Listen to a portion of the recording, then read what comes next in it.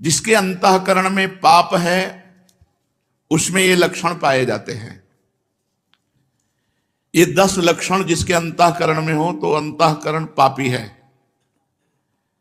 इन लक्षणों का अगर अपने अंदर एक का भी स्थान हो तो नाम जप के प्रभाव से उसको हटा दो, नहीं वो पाप कर्म करवाता रहेगा।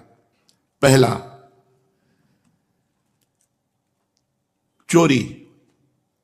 किसी की भी चोरी, बहुत प्रकार की चोरी होती है। किसी और महापुरुष की बात छाप अपनी लगा के चोरी हो गई। भागवतिक सिद्धांतों में भी किसी और महापुरुष की बात है और छाप अपनी लगा दी, बात अपनी लगा दी तो चोरी हो गई। जिसकी बात है उसी का नाम लेके बोलो कि पूज्यपाद अमुक महापुरुष ने ऐसे वचन बोले, अपनी छाप नहीं लगानी, चाहे वो पद हो चाहे उनकी शब्दावली हो, उन महापुरुष ने ऐसा कहा। चोरी, दूसरे की वस्तु का, दूसरे के अस्तित्व का अपहरण करना चोरी कहलाता है। जिसमें चोरी करने का स्वभाव है, चाहे वो जो भी चोरी हो, बहुत प्रकार से चोरी होती है। वो अंतःकरण में पाप है इसलिए बर्दाश्त होता है, नहीं तो पवित्र अंतःकरण में चोरी बर्दाश्त नहीं होती। किसी को चोरी नहीं कर सकता। छल कपट के द्वारा, बेईमानी के द्वारा और भी अन्य वृत्तियों के द्वारा जो दूसरे से धन लिया जाता है, वस्तु ली जाती है, उसके स्वत्व का अपहरण किया जाता है, उसके अधिकार को छीना जाता है, ये सब चोरी के अंतर्गत आता है। जिसमें चोरी है वो पापी अंतःकरण है। दूसरा, हिंसा। किसी भी जीव की हत्या करना। हिंसा भी बहुत प्रकार की होती है। वाणी से किसी के हृदय को दुख पहुंचाना भी हिंसा है। शरीर से किसी के शरीर को पीड़ा देना भी हिंसा है। आप खिलवाड़ में किसी जीव के साथ आप उसको बंद करके मनोरंजन कर रहे हैं और उसको प्राणों का भय लग रहा है, ये हिंसा के अंतर्गत ही आएगा। बंदर है, पक्षी है, कुत्ता है, ऐसे पशुओं को आप मनोरंजन में ही प्रताड़ित कर रहे हैं तो हिंसा के अंतर्गत आएगा। आप मांस खाते हैं लेकिन आप किसी जीव की हिंसा नहीं करते, पर हिंसा करने का पाप आपको लगेगा क्योंकि आप उस मांस को खाते हैं। ये जो लोग कहते हैं कि मछली में तो कोई ऐसा, भगवान ने मत्स्य अवतार धारण किया है। मत्स्य अवतार, मछली का अवतार भगवान ने धारण किया है। और जिनको ये लगता है कि अगर हम खाएंगे नहीं तो ये बढ़ जाएंगे, तो फिर नरक भी आपके लिए भगवान ने तैयार किया है, क्योंकि आप विनाश लीला के पार्षद बनेंगे तो विनाश आपका होगा, आपकी दुर्गति होगी। ये जिम्मेवारी भगवान की है, सृष्टि का सृजन करना, पालन करना और संहार करना। अरे भाई, ये भगवान की सृष्टि है, सृजन करना, पालन करना, लय करना, ये भगवान के ऊपर। आप मर्यादा से चलो, जो मनुष्य धर्म है उसका पालन करो, राक्षस धर्म को स्वीकार न करें। हिंसा, जिसके अंदर हिंसा है वो पापी पुरुष है, उसका अंतःकरण पाप से युक्त है। चोरी, हिंसा और पराई स्त्री से व्यभिचार, ये पापी पुरुष का लक्षण है। जो माताओं बहनों को देखते ही भोग दृष्टि से देखता है, गंदी दृष्टि से देखता है, जो पराये शरीरों के साथ व्यभिचार प्रवृत्ति करता है, वो पापी हृदय है, वो अंतःकरण पाप में है। व्यभिचार बहुत जोर से फैल रहा है क्योंकि इसी से बुद्धि भ्रष्ट होगी और भजन, साधन, धर्म, अध्यात्म, इनसे दूरी बना देगा ये। जहां काम तहां राम नहीं, जहां राम नहीं काम। जैसे सूर्य और अंधेरा एक साथ नहीं रह सकता, ऐसे ही भगवत भजन और काम एक साथ नहीं रह सकता। इसलिए जो व्यभिचार परायण है, पाणी ग्रहण संस्कार करके अपनी पत्नी के साथ संतानोत्पत्ति के लिए क्रिया करना धर्म में काम भगवत स्वरूप है, उसमें पाप नहीं है। लेकिन पराई स्त्री के साथ व्यभिचार प्रवृत्ति, ये महान पाप है।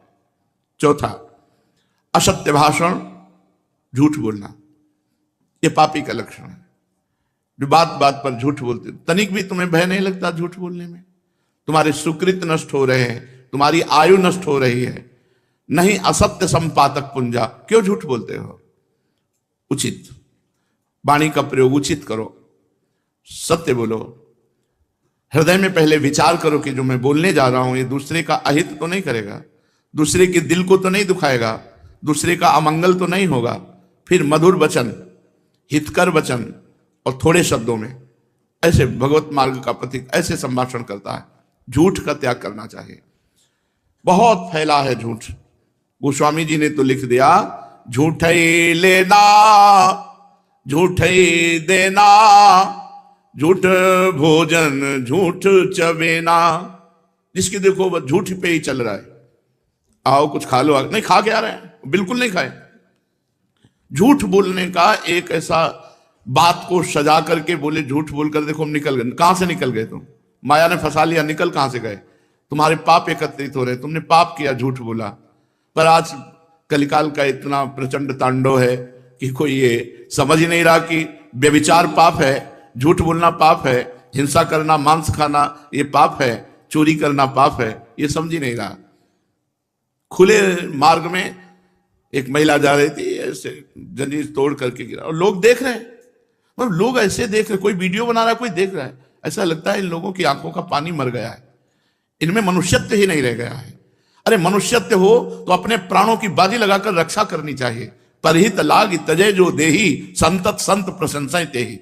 ये ऐसी कायरता, ऐसा पौरुषत्वहीनता आ रही है कि एक आदमी को 4 आदमी मिलकर के परेशान कर रहे हैं, कोई बोलने वाला नहीं, कोई बोलने वाला, और मनोरंजन और वीडियो बना लेंगे, उसको बचाने की चेष्टा नहीं की जाएगी। एक आदमी का एक्सीडेंट हुआ पड़ा है, आदमी कार से निकलता है, खिड़की खोली, वीडियो बनाया, चल दिया। ऐसी पशुता आती जा रही है, स्वार्थ वृत्ति आती जा रही है। क्यों? क्योंकि पाप हृदय में विराजमान है।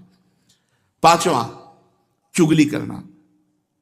किसी की भी बात अगर आपको करनी तो उसके सामने कीजिए, उसके पीठ पीछे यदि बात की तो चुगली हो जाएगी और ये पाप है।